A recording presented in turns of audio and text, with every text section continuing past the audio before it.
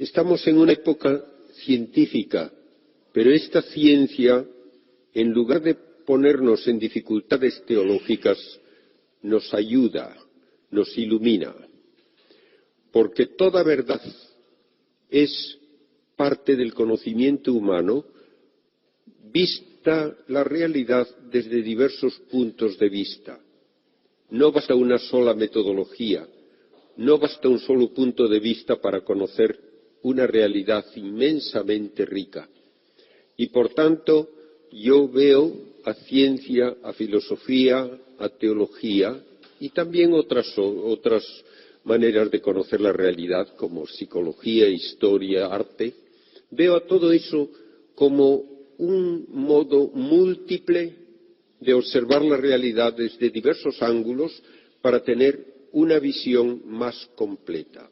No podemos ir por el mundo con anteojeras, que solo vale un punto de vista. No es así la realidad. Y la realidad científica tiene mucho que ayudarnos, o con qué ayudarnos, en el mundo de la filosofía y de la teología. Yo he dado clases durante 32 años de filosofía de la naturaleza con el nombre Metafísica de la Materia. Eso era lo que yo enseñaba. La materia la puede estudiar la física, pero hay preguntas que van más allá, son metafísica de la materia. El hombre es materia y espíritu. Por lo tanto, para conocer al hombre, cuanto más conozca la materia, también mejor puedo comprender lo que es la realidad humana.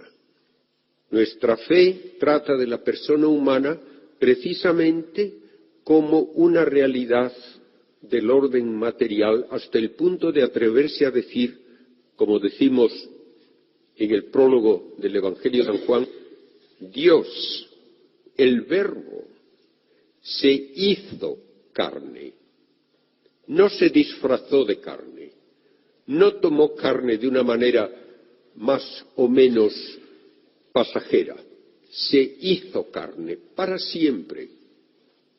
Y cuando ahora adoramos el cuerpo de Cristo, adoramos materia. Y el cuerpo de Cristo no puede ser otra cosa que una estructura material, y está en el trono de Dios, adorada por ángeles. De modo que tenemos que saber de qué hablamos cuando hablamos de la encarnación, cuando hablamos de la muerte de Cristo y de su resurrección. Y si no entendemos lo que es la materia, como lo da la ciencia moderna, estamos realmente hablando sin darnos cuenta del significado de lo que decimos. Hoy, en cambio, quiero comenzar con algo más básico, hablando de ciencia como un proceso cognoscitivo y hablando de fe. Y en ambos casos estamos hablando de lo que es propio de una persona, que filosóficamente significa un sujeto inteligente y libre. Este es el concepto de persona. Somos personas porque somos inteligentes, que quiere decir no un modo de proceder, sino un modo de conocer, y somos libres. Y eso sí es un modo de proceder que debe basarse en lo que conocemos. Uno no puede actuar libremente si no sabe lo que hace. Uno no puede actuar libremente si tiene información equivocada. Por tanto, de lo que conocemos debe fluir la capacidad de actuar libremente y, por tanto, responsablemente, que es lo propio del sujeto que llamamos persona. Por razones físicas que explicaré mañana, es la ciencia precisamente la que nos lleva a decir que el universo solo puede explicarse como el resultado de una elección libre de un agente no material que conoce todas las posibilidades de hacer un universo y elige conscientemente y libremente, crear un universo con una serie de propiedades, y no otro que podría haber creado. A un ser de potencia infinita, porque sólo una potencia infinita puede dar el paso de nada a algo, a un ser de potencia infinita no puede uno atribuirle como razón suficiente de crear un universo el que le va a entretener ver que se queman estrellas. Eso sería una tontería completa. A un ser infinitamente perfecto, conocedor de todo, absolutamente feliz en su totalidad de perfección, no puede tampoco decir uno que le va a satisfacer crear un universo para ver que se corre por el suelo con unas lagartijas o unas cosas. Tiene que ser un ser personal también, pues es inteligente y libre. Y la única razón de crear tiene que ser la búsqueda de establecer relaciones personales con otros seres inteligentes y libres que puedan finalmente participar de su felicidad. Esto es lo que significa que somos creados como imagen y semejanza de Dios. Imagen y semejanza, no por una especie de semejanza corporal, sino una semejanza de actividad. Podemos también conocer y amar libremente. Y entonces podemos establecer una relación personal con el Creador. El Creador no va a ser representado, como en algunas filosofías, como una especie de fuerza ciega de la naturaleza, no. Ni va a ser tampoco representado, como en mitologías clásicas, como una especie de superhombre tan limitado en algunas cosas como nosotros y más bruto y más capaz en otras. No. El ser capaz de crear tiene que ser infinitamente superior a todo lo que nosotros experimentamos, tiene que ser literalmente sin limitación alguna, ni siquiera una limitación temporal, porque todo aquello que está en el tiempo porque es cambiante, y el ser infinito no puede cambiar. Lo infinito tiene toda su realidad y no puede adquirir nada nuevo ni perder lo que tiene. Esa es la razón de que hablemos de esta inmutabilidad del Creador. Sabiendo, pues, que lo que nos define como personas es la inteligencia, la capacidad de conocer, podemos preguntarnos, primero, ¿cómo conocemos la realidad? Si se puede obtener conocimiento cierto y verdadero, y segundo, ¿cuáles son los medios para obtener este conocimiento? Tiene Einstein una frase que debería grabarse en oro en cualquier sitio donde se hace un trabajo intelectual como una universidad. Y dice, toda ciencia, para ser posible, presupone dos convicciones previas. La primera, que el mundo existe objetivamente, que quiere decir que no depende de que a mí me guste o no me guste, que no depende de culturas, que no depende de condicionamientos ni de votos democráticos. El mundo existe objetivamente y el trabajo científico es intentar conocer esa realidad como es, me guste o no me guste. No hace muchos años, un científico que iba a trabajar al Centro de Investigaciones Atómicas y Nucleares del CERN, en Suiza, decía, nosotros vamos allí como Moisés al Sinaí, a que nos den las tablas de la ley, no vamos a inventarlas nosotros. Vamos a ver lo que la naturaleza hace Y muchas veces hará algo que nos sorprende y que no entendemos, pero vamos a ver lo que hace. Se ha dicho históricamente que hay una razón profunda por la cual no se produjo ciencia, en el sentido estricto de la palabra, en ninguna de las grandes culturas del Oriente. No hubo ciencia en la India, no hubo ciencia en la China, no hubo ciencia en el Japón. ¿Hubo tecnología? Sí. ¿Hubo arte? Sí. ¿Hubo filosofía? Sí. Pero no hubo ciencia. ¿Por qué no? Porque no creían que el mundo es algo real, objetivo. Ah, no, es una cosa que yo tengo en mi cabeza. Y quién sabe lo que piensa otro. Entonces estudiar la materia no vale la pena. Y no la estudiaron. Todavía más limitante para sus estudios fue que desecharon la segunda condición que Einstein menciona. La ciencia es posible porque la realidad no puede ser contradictoria, no puede ser absurda.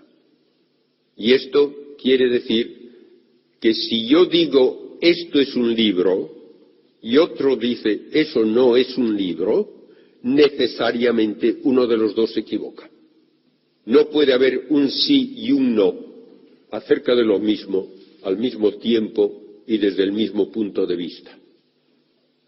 Estos dos principios y uno más son las bases del pensar racional. El principio de identidad, el primero, me dice que las cosas son lo que son y la verdad es encontrar una descripción correcta de lo que son. No es algo que me invento. La verdad es la adecuación del entendimiento a la realidad. Y como he dicho ya varias veces, me guste o no me guste. Y por eso no hay una física distinta para un chino y para un alemán y para un español y para un americano, no. Y porque las cosas son lo que son, hacen lo que hacen. Esto, que es una explicación en lenguaje vulgar, se dice con una frase más académica, que la naturaleza de las cosas es su esencia como fuente de actividad. Esto es lo que llamamos la naturaleza de una cosa. Lo que la cosa es determina cómo actúa.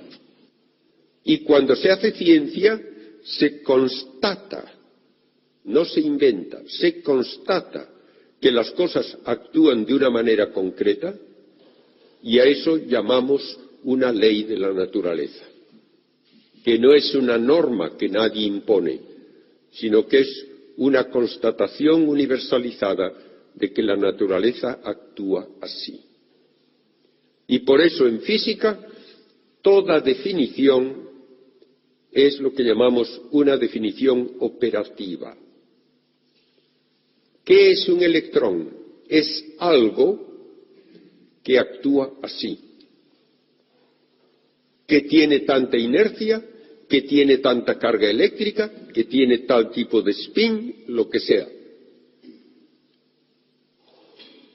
Conocemos lo que las cosas son solo por su actividad, no tenemos una intuición de su esencia. Y por tanto, si hay una realidad que no puede comprobarse cómo actúa, no se puede tratar de ella científicamente. Más aún, si ahora uso la palabra ciencia, como se usa en nuestro lenguaje moderno, en que hablo de un edificio de ciencias en una universidad y un edificio de humanidades, ¿qué espero que se trate en el edificio de ciencias? Obviamente no espero que me hablen de crítica literaria, ni tampoco de historia, ni de psicología. En el edificio de ciencias tratarán solamente de la actividad de la materia. y una actividad que se puede comprobar en un experimento y que da lugar a medidas. Y si no se puede comprobar con un experimento, no porque ahora falte la tecnología, sino porque la pregunta que se hace no puede nunca ser objeto de una medida en su respuesta, eso no es ciencia.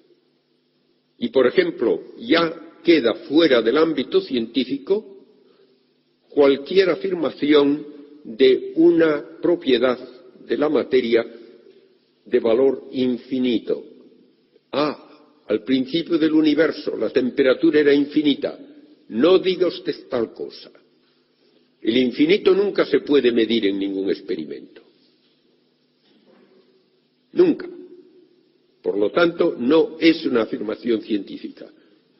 Usted puede decir que en un proceso de contracción del universo se va hacia temperaturas siempre mayores, pero nunca me puede decir alcanzó una temperatura infinita. En un proceso de contracción, por ejemplo, en un agujero negro, se va hacia densidad siempre mayor, pero no me diga nunca ha alcanzado densidad infinita. No tiene derecho a decirlo. Otra cosa que no puede decirse científicamente, pero es que hay otros muchos universos. Otro universo, por definición, no es observable. Y si no es observable, no puede tratarse como una hipótesis científica. Será ciencia ficción. Pero no puede tratarse como hipótesis científica. Los dos principios, el de identidad y el de no contradicción, son necesarios también para todo desarrollo de conocimiento a base de los datos de la ciencia, porque la ciencia no es una colección de datos. La ciencia tiene que buscar explicaciones. Para eso hace falta aplicar lógica de inducción y de deducción. De inducción que me permite ir de unos cuantos casos a una afirmación universal, precisamente basada en que las cosas hacen lo que hacen porque son lo que son. Y tiene que ser una deducción libre de contradicciones. Pensemos en un teorema matemático que siempre termina diciendo, por lo tanto, esto es igual a esto o esto no es igual a esto. Y nunca se pueden dar las dos respuestas simultáneamente. El principio de no contradicción es la base de la racionalidad. Pero no bastaría esto solo para hacer ciencia, sino que hace falta introducir el principio de razón suficiente. ¿Por qué brilla el sol?, le puede preguntar un niño a su padre. ¿Y qué contesta el papá? Pues a lo mejor contesta como los filósofos antiguos, porque está hecho de una cosa brillante. Eso, claro, es no decir nada. Es decir, brilla porque brilla. ¿Cómo se ha hecho ciencia? ¿Por qué brilla el sol? El que brilla quiere decir que emite luz y calor. ¿De dónde lo saca? ¿Cómo se obtiene luz y calor en nuestra experiencia? Con algún tipo de combustible. ¿Qué quema el sol? ¿Podría quemar carbón? Se calcula cuánto carbón tendría que quemar al segundo el sol y resulta que toda la masa del sol se habría consumido en menos de 4.000 años. Por lo tanto, no puede ser que quema carbón. ¿Podría servir que un gas, cuando se comprime, se calienta? Se hace el cálculo, daría para unos millones de años, pero tampoco basta. Porque sabemos que hay vida en la Tierra desde hace 3.500 millones de años y el Sol se hubiese apagado en pocos millones. La solución vino cuando se descubrió la energía nuclear. ¿Por qué brilla el Sol? Porque es un reactor nuclear. Y en una reacción nuclear, por kilo, se produce 1 millón de veces más energía que quemando carbón. Entonces vale. El Sol no ha durado miles de años, ha durado miles de millones de años y todavía le queda tiempo. Si no se busca una razón suficiente, no se puede hacer ciencia. Y esto es parte de todo pensar racional. Por desgracia, esto se olvida hoy mucho. Dentro de la especie de mentalidad light que hay hoy, que comienza negando que hay una verdad, todo es materia de opinión, así. Y cuando usted siente los síntomas de un cáncer, le pide la opinión a un delantero del Deportivo de La Coruña. Ah, no, se lo pido al mejor médico que encuentro. Entonces no todas las opiniones valen igual. Ah, bueno, claro, no, en este caso no. ¿Y en los demás qué? Y la otra estupidez es el dar como razón suficiente porque sí. ¿Por qué existe el universo? Porque sí. ¿Por qué aparece la vida? Porque sí. Eso no le satisface ni a un niño de 2 años. Lo que pasa es que como decir un porque sí así tan palmario suena un poco como ridículo, que lo es, se disfraza el porque sí. Se usa otra palabra que parece más elegante. ¿Por qué existe el universo? Por azar. ¿Por qué aparece la vida? Por azar. ¿Por qué aparece el hombre? Por azar. Y dígame, ¿qué demonios es el azar? ¿Es una propiedad de la materia? Ah, no. ¿Lo puede usted medir con algún voltímetro o con algo en el laboratorio? Ah, no. ¿Qué es entonces eso como razón? Es una estupidez como una casa, que es lo que es. Así pues, tomemos en serio lo que es la racionalidad humana, principio de identidad, base de la objetividad científica, principio de no contradicción, no todo vale, y principio de razón suficiente. Hay que buscar una razón explicativa de todo. Si no, no se hace ciencia. Ningún científico puede escribir que esto ocurre porque sí. Ah, no. Bien, si esto es ciencia y trata solo de lo que es la materia y de cómo actúa, entonces, ¿qué dice la ciencia? Me preguntan a veces acerca de la existencia de Dios. Respuesta, no dice nada, porque no le toca. Y quedemos claros en esto. La ciencia solo puede hablar de lo que compruebe con un experimento, o de dar razón de un proceso físico basándose en otro estado físico anterior. Nada más. La ciencia no tiene ningún instrumento para determinar que Dios existe o no existe. Incluso, la ciencia no tiene ninguna metodología para hablar, por ejemplo, de finalidad. ¿Para qué es esto?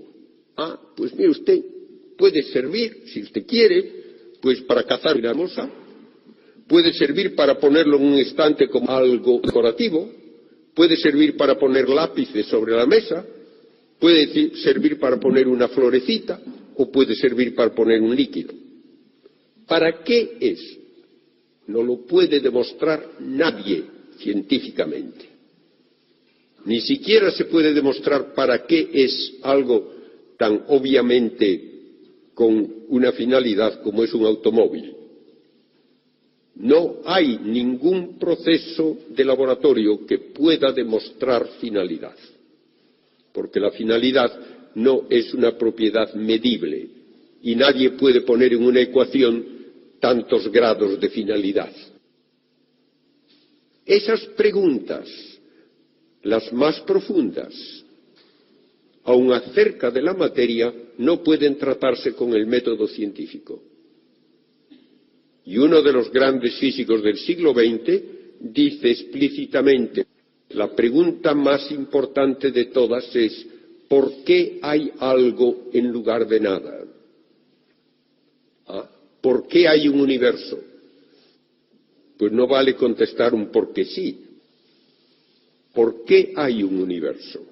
Esto no lo va a demostrar ninguna ecuación física, porque la física solo existe cuando ya hay materia, por su propia definición. Por lo tanto, la física no va a decir por qué hay la materia, y tampoco va a decir si la materia tiene o no una finalidad. No puede tratar de eso. Entonces va a haber lugar para otra nueva manera de estudiar la materia, que es un nuevo campo, la metafísica, que va más allá de la física. Y habrá preguntas de orden superior incluso a la metafísica, que serán preguntas de orden teológico. Ya lo creo que sí.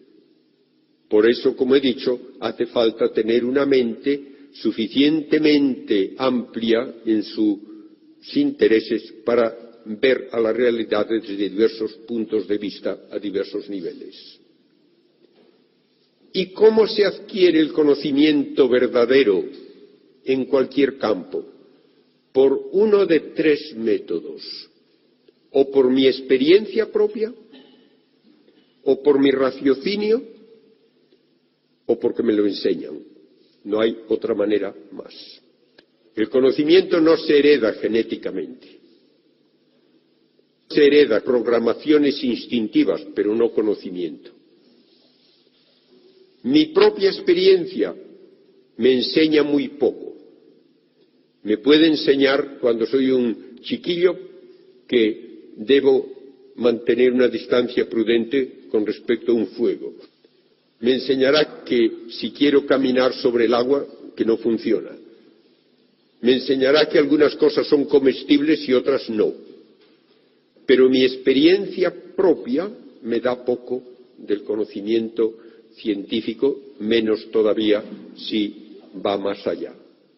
Mi propio raciocinio me añade otro nivel de conocimiento también muy limitado. Poco puede decir uno, eso fue una idea mía totalmente original. Totalmente original, casi no hay nada.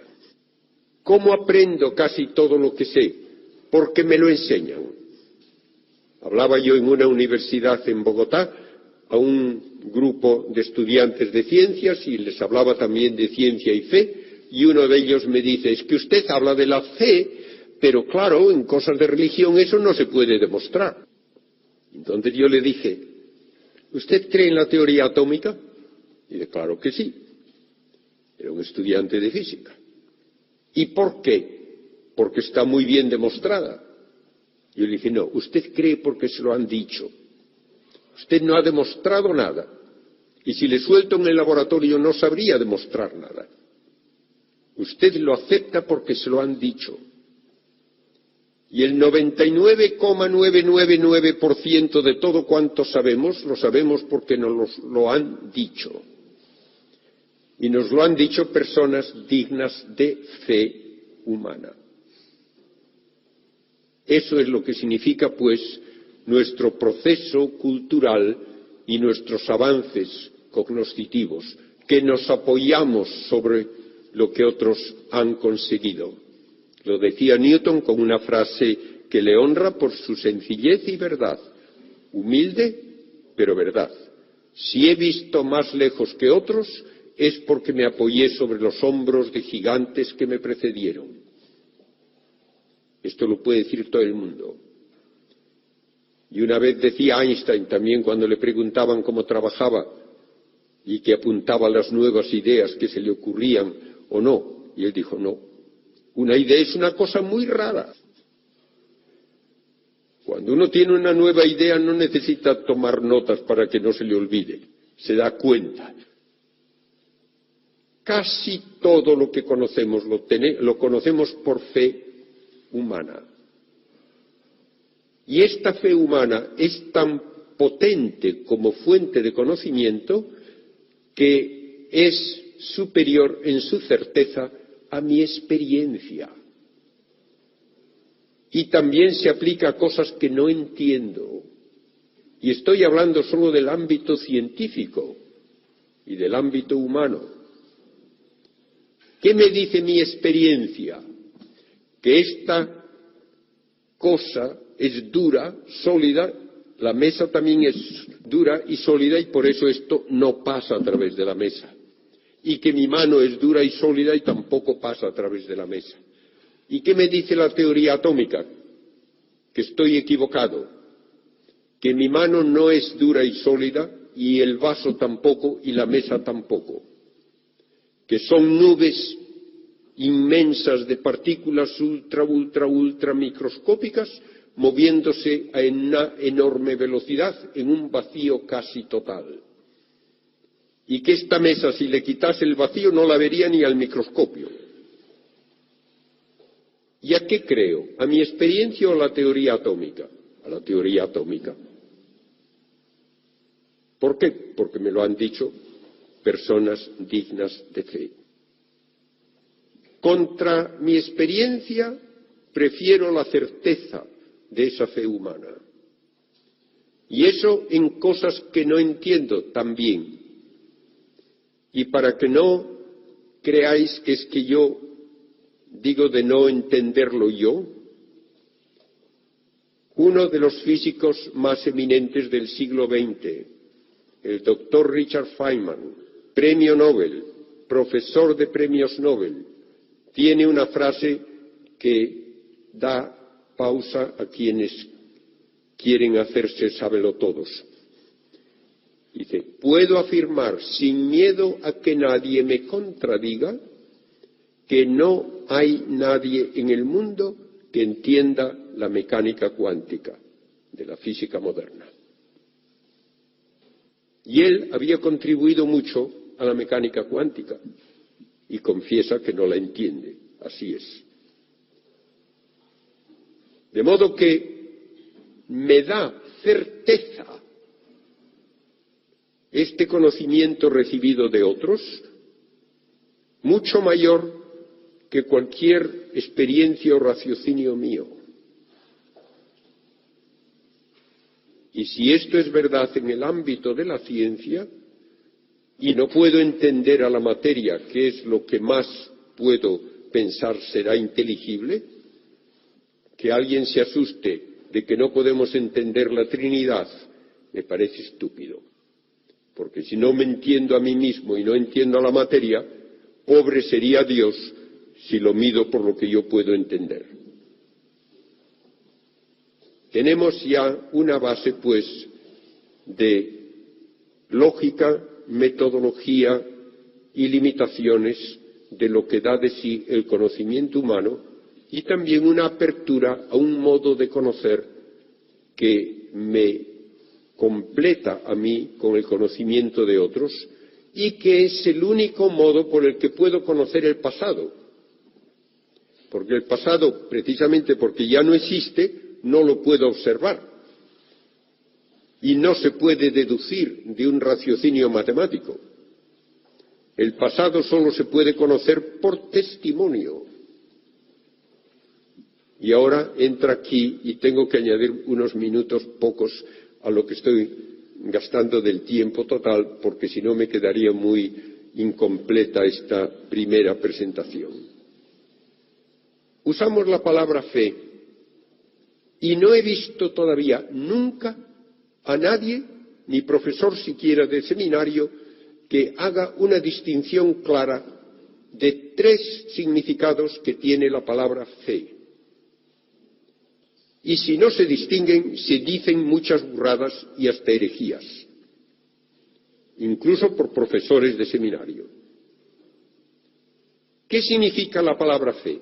Primeramente, primariamente, significa conocimiento recibido de otros, nada más. Conocimiento que se acepta por ser información dada por personas que tienen conocimiento y sinceridad. Saben lo que dicen y dicen lo que saben. Este es el primer significado de la palabra fe. Como he dicho, solo por fe humana puedo conocer la historia. ¿En qué se basa el cristianismo? En hechos históricos. No se basa en filosofía de nadie, ni se basa en lo que siento dentro. Que cuando tengo un dolor de estómago, lo único que siento es el dolor de estómago, pero no pierdo la fe por eso. Primeramente, por fe humana histórica, necesito pruebas de que existió Cristo hace 2000 años, de lo que hizo, de lo que enseñó, incluyendo pruebas de sus milagros, y si no tengo pruebas, el aceptar el cristianismo sería irracional. Y Dios, que me ha hecho racional, no puede pedirme que deje de serlo para acercarme a Él. Y por eso el Catecismo de la Iglesia Católica, hablando del milagro, lo dice explícitamente. Dios, para acomodarse a nuestra naturaleza racional, ha dado pruebas de su actividad y de la misión de Cristo mediante milagros. Y hoy está muy de moda entre teólogos progres el decir que los milagros hay que desmitificarlos y hay que reducirlos a estupideces, como que el milagro de la multiplicación de los panes y los peces fue que el Señor convenció a los que llevaban una merienda de campo que la repartiesen con los demás. Es una idiotez completa, ya desde el punto de vista humano. Cuando dice el Evangelio explícitamente que sólo había 5 panes y 2 peces, y que después de la multiplicación sobraron 12 puertas llenas de trozos, y que la gente, asombrada de lo que Cristo había hecho, querían proclamarle rey, no me diga usted que la idiotez de compartir unas meriendas de campo es la explicación de este proceso. Vamos, hace falta ser tontos o pensar que lo somos los que leemos eso. Y de la misma manera que diga un imbécil y que lo pongan en una revista como un gran nuevo pensamiento científico, que Cristo anduvo sobre las aguas porque había debajo del agua, a una profundidad de unos centímetros nada más, una acera de piedra que llegaba desde el borde del lago hasta el centro, y que todos los pescadores de aquel lago no se habían enterado del asunto. Hace falta ser imbécil para decir eso y proponerlo, y que le tomen a uno en serio y no le lleven al kindergarten para que aprenda a pensar. Vamos, que se pone uno de malas con la idiotez tan común hoy en los medios de comunicación y en los señores que tienen pisto para presentar una nueva teoría, como la idiotez reciente del Código da Vinci y todas esas cosas. Yo, que he trabajado también en tratar de entender la sábana de Turín, donde hay una imagen inexplicable, me he encontrado con un programa que, además, con todo bombo y platillo, lo ponen en televisión, y una cosa especial del National Geographic y no sé qué, que ya tienen la solución. ¿Quién hizo esa imagen? ¿Se lo pueden imaginar a quién buscan para que lo haga? Claro, ¿quién va a ser? Leonardo da Vinci. Era un genio. Sin que nadie se enterase, él inventó solito la fotografía. Y solo hizo una fotografía magnífica de cuerpo entero de él mismo en cueros. Pues mire usted que tiene esto gracia. Y para darle la puntilla a la estupidez, le dicen a uno que eso lo hizo 100 años antes de nacer, porque ya estaba bien demostrada la sábana de Turín y conocida históricamente 100 años antes de que naciese Leonardo. Verdaderamente la imbecilidad humana no tiene límite. Recuerdo que decía un profesor de Sagrada Escritura, que dice la Escritura que el número de los tontos es infinito, y dice, y no ha disminuido desde entonces. No. Pues bien, necesito pruebas, por lo tanto, de que Cristo existió, como las necesito de que existió Sócrates. Y necesito pruebas de lo que Cristo enseñó, como las necesito de lo que enseñó Sócrates, y ninguno de los dos escribió nada, solamente lo sabemos por sus discípulos. Y necesito pruebas de lo que Cristo hizo, incluyendo los milagros, como necesito pruebas de lo que hizo Julio César. Y por eso Cristo presenta los milagros como prueba de su capacidad de enseñar con autoridad divina. Y por eso les dice a los fariseos, si yo no hubiese venido y no hubiese hecho cosas que nadie jamás ha hecho, no tendríais pecado. Pero las hice, las visteis y no creéis, no tenéis disculpa. Cristo se apoya en sus milagros como prueba de que tiene autoridad de enseñar, y esos milagros son indiscutibles en lógica alguna. Las supuestas explicaciones de los milagros son de ese nivel de imbecilidad que he dicho con esos ejemplos. Entonces me dicen los protestantes y los influidos por los protestantes, es que entonces la fe no es un acto libre. No, no es un acto libre lógicamente, es un acto necesario lógicamente, porque si no, no sería racional. Lo que pasa es que por prejuicios alguien puede negar aún lo más obvio racionalmente, sí. Como decía uno, nada menos, me lo contaba un profesor de la Gregoriana alemán, padre Hubert, que el gran gurú de la psicología, el filósofo Jung, decía, hablando de un milagro, tiene todas las pruebas históricas que uno pueda pedir. Pero como si se admite hay que aceptar a Dios, hay que negarlo. Y se acabó. Tienen los americanos una frase cínica que describe este estado de ánimo. Yo ya tengo mis ideas, no me confunda usted con hechos. Pues esta actitud es precisamente la que Cristo echa en cara a los fariseos. ¿Qué dice el Evangelio es la actitud de los fariseos? Este hombre hace muchos milagros, hay que matarlo. Así.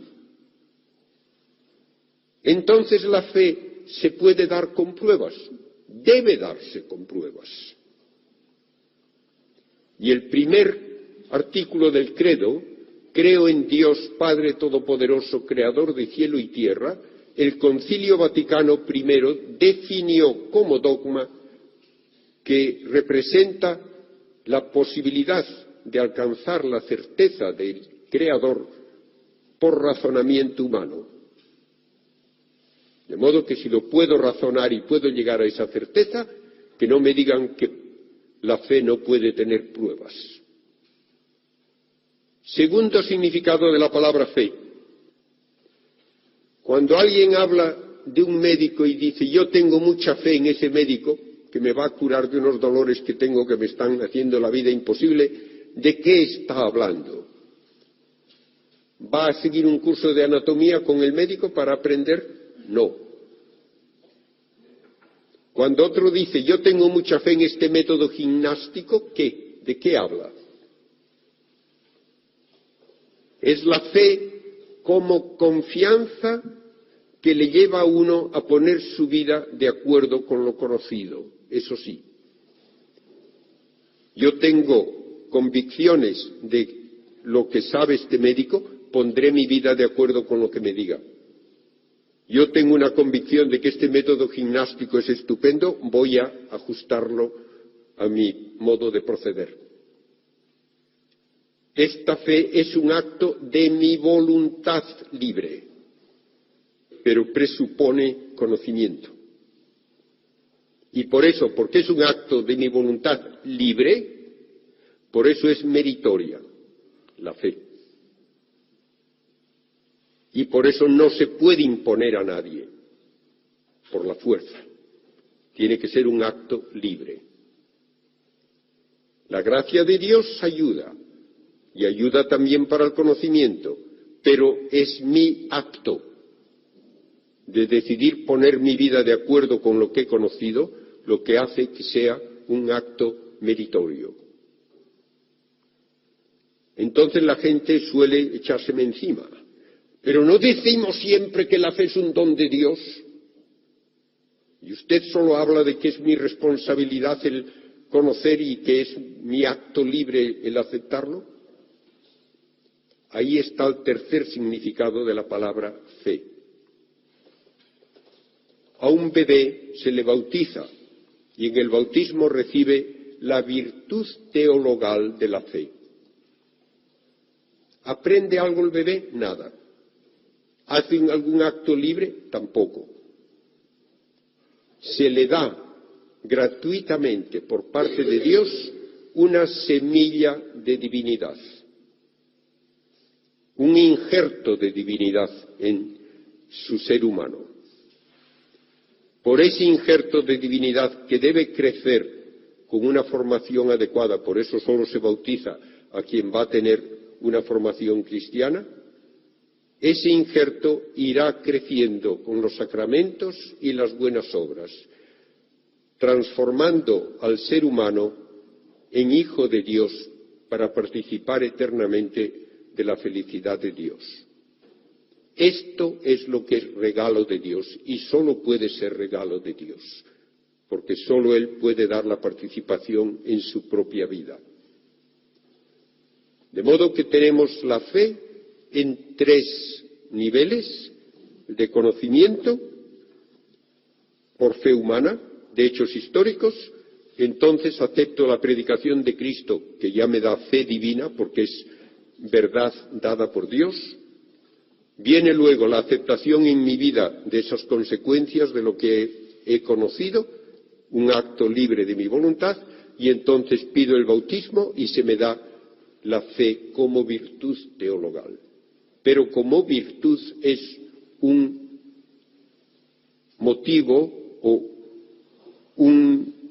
algo activo que va a producir resultados porque tiene una actividad propia. Por eso le llamamos virtud. No le llamamos conocimiento ni le llamamos acto mío. Es un algo con propiedades activas que me va transformando en hijo de Dios, que me va a hacer capaz de vivir como Dios eternamente. ¿Puede haber alguna contradicción entre esto y la ciencia? Absolutamente ninguna.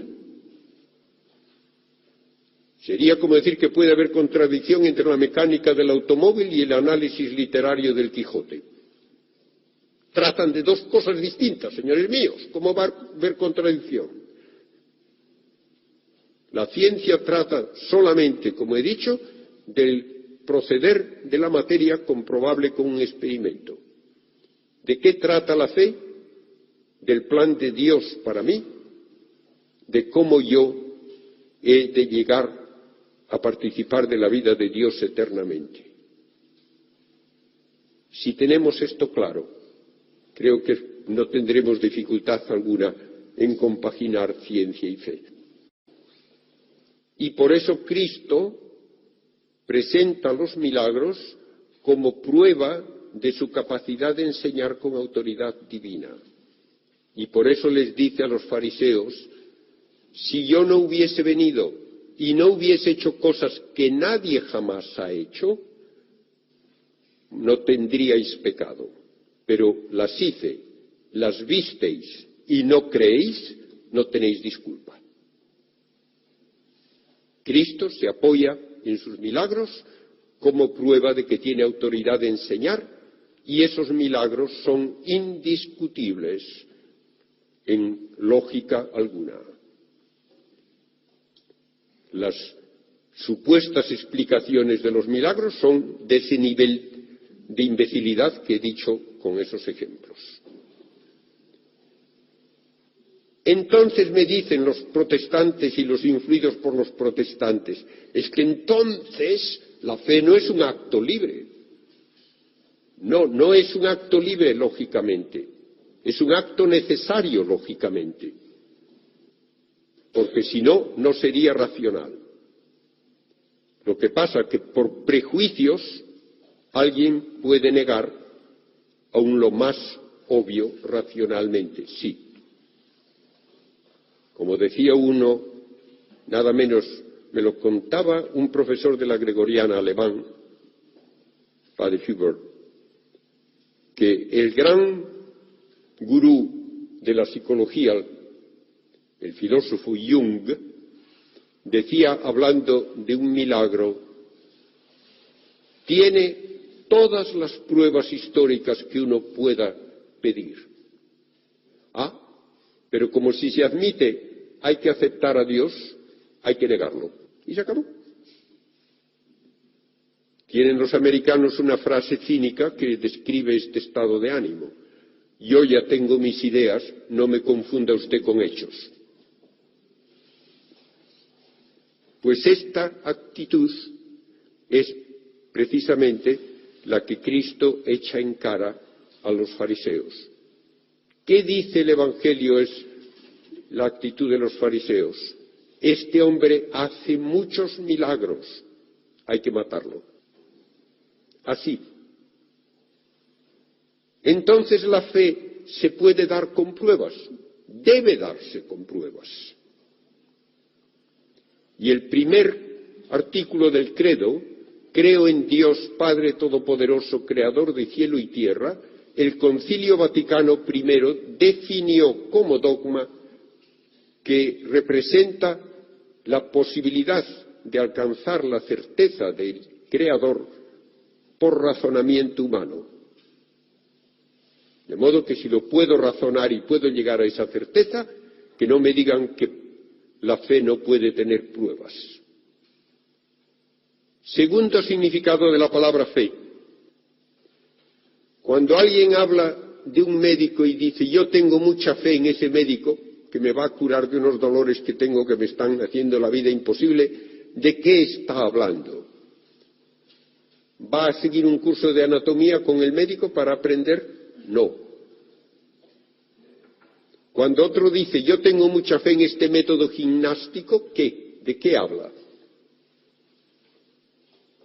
Es la fe como confianza que le lleva a uno a poner su vida de acuerdo con lo conocido. Eso sí. Yo tengo convicciones de lo que sabe este médico, pondré mi vida de acuerdo con lo que me diga. Yo tengo una convicción de que este método gimnástico es estupendo, voy a ajustarlo a mi modo de proceder. Esta fe es un acto de mi voluntad libre, pero presupone conocimiento.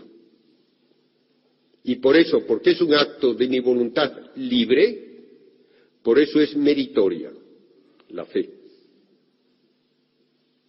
Y por eso no se puede imponer a nadie por la fuerza. Tiene que ser un acto libre. La gracia de Dios ayuda, y ayuda también para el conocimiento, pero es mi acto de decidir poner mi vida de acuerdo con lo que he conocido, lo que hace que sea un acto meritorio. Entonces la gente suele echárseme encima. Pero no decimos siempre que la fe es un don de Dios. Y usted solo habla de que es mi responsabilidad el conocer y que es mi acto libre el aceptarlo. Ahí está el tercer significado de la palabra fe.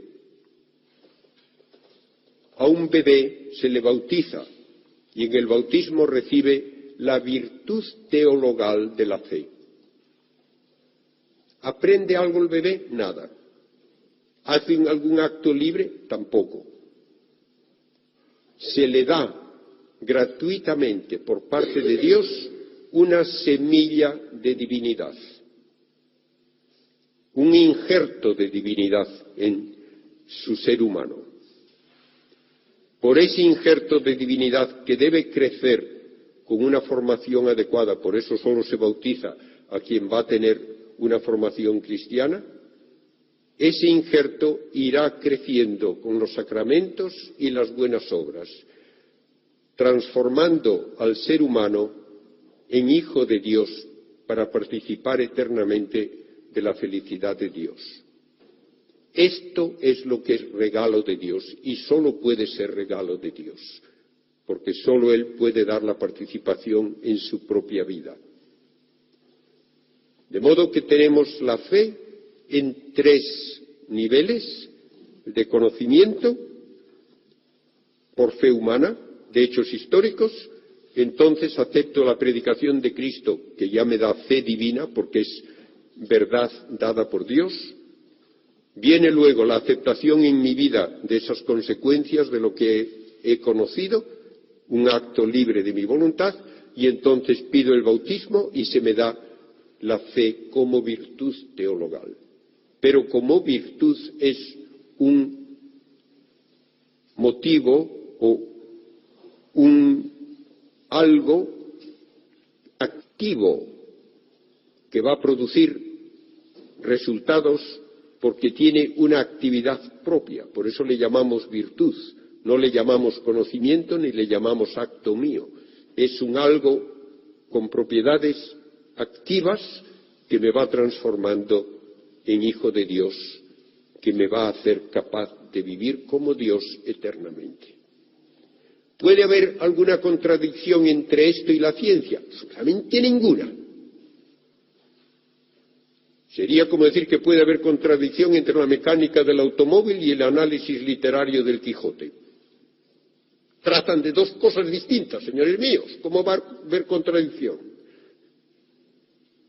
La ciencia trata solamente, como he dicho, del proceder de la materia comprobable con un experimento.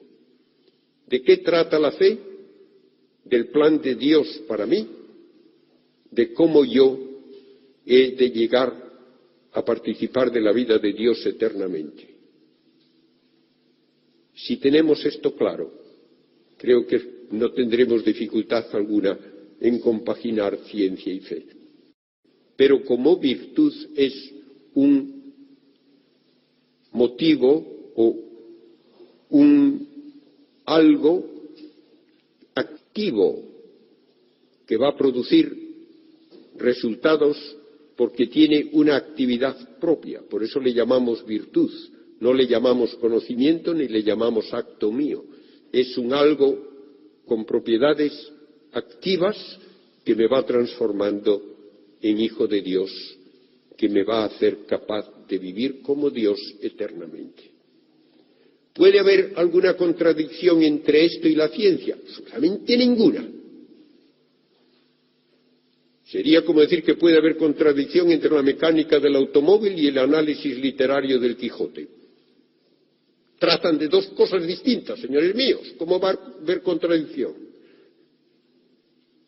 La ciencia trata solamente, como he dicho, del proceder de la materia comprobable con un experimento. ¿De qué trata la fe? Del plan de Dios para mí, de cómo yo he de llegar a participar de la vida de Dios eternamente. Si tenemos esto claro, creo que no tendremos dificultad alguna en compaginar ciencia y fe. He de llegar a participar de la vida de Dios eternamente. Si tenemos esto claro, creo que no tendremos dificultad alguna en compaginar ciencia y fe. En compaginar ciencia y fe.